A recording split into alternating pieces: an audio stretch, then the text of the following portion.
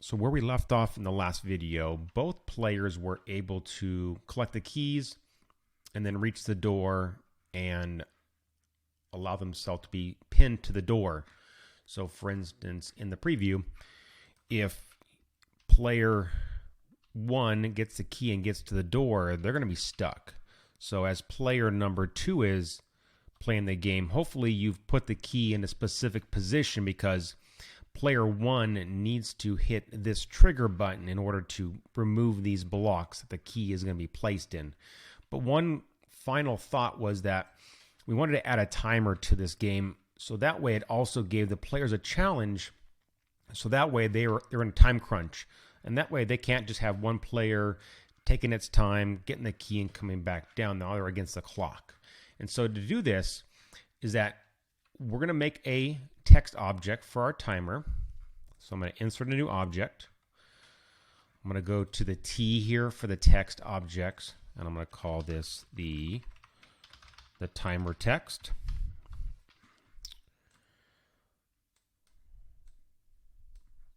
And in the properties, I'm going to make the color white so we can see it. In the text here, I'm going to start out with 60 as the time. I'm going to go to say 48 on the size, and I'm going to center everything. Center the horizontal, vertical, and origin, and place that into the game right there. Now, as far as how do we get this to count down, 60, 59, 58, there's two ways to go about this. On the event sheet here, we can create a global variable that we can then take away from each time.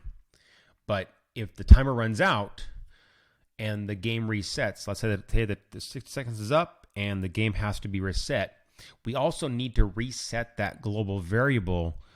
Otherwise, the game itself will be in an infinite loop. So one other way is to create a variable on the actual object itself. Just like the players, when they have to collect the key, they have an instant variable. So we can also do this actually on this timer text. Is I can add an instant variable here, and I can call this the timer amount. And this one here, we can set to a specific value here at the very beginning, say 60 seconds. Now, we could have it when the game starts to change this, but I'm just going to use this, leave that alone at 60, and then I'm going to count down from that amount. So on the actual working together events is that we're going to go with a system object, and we're going to go to the very bottom here, and we're going to choose every X seconds. So we can put in a duration that we want to transition from. In this case, every 1 second, I want to remove one from the variable. So 50, 60, 59, 58, and so forth. And then once that happens, every 1 second, I'm going to remove one from that variable. So I have to go to my timer text object, and then I have to go to the subtract from the instance variable, and from the timer amount by 1. Then I have to update that text so I can see it in the game. So add action on the timer text, and then go to the very bottom, and I'm going to set the text. And I'm going to set this with that very amount. So the timer text dot timer amount. That's going to provide you the physical number that it's going to represent here. So if I save, back to our game, and if I preview, so it's rotating. So let's figure out what happened there.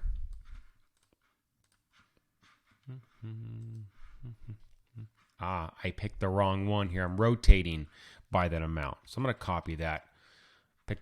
Somehow it got off on the wrong one there.